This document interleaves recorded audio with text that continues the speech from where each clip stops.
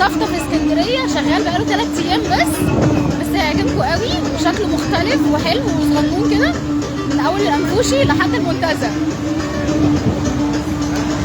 دور واحد بس مش زي الباص الاحمر ولونه اخضر في اصفر.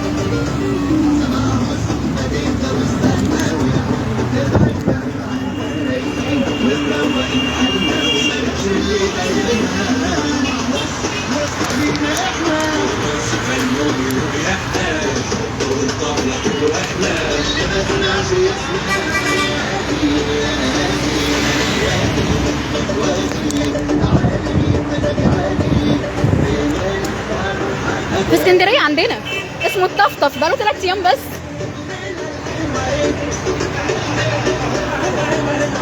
اهو شبابيكه كلها مفتوحه اهي. اسمه الطفطف. انا عايزه اقول لكم ان انا ركبته وانا في الجامعه، كان في جمصه ايام الكليه عندي، يعني ده من زمان خالص في جمصه. انا راكباه ايام التدريب ايام خدمه اجتماعيه. ده بس ده بقاله 3 ايام بس عندنا هنا في اسكندريه. 15 جنيه.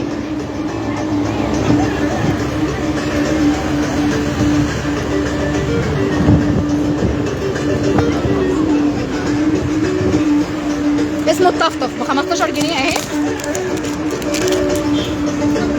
واشتغل بقاله 3 ايام بس اهي. 15 جنيه اهي، مش عارفه باينه عندكم ولا لا. بقاله 3 ايام بس وشكله هيعجبكم، غير الباص الاحمر الدورين اللي كان موجود اصلا، ان هو كان مكيف تحت ودور من فوق. لا ده دور ده لوحده بس كده اهو. اسمه الطفطف اهو. بصوا ده الباب بتاعه الاولاني، ودي الشبابيك كلها اوريدي مفتوحه اهو. شغال بقاله 3 ايام بس.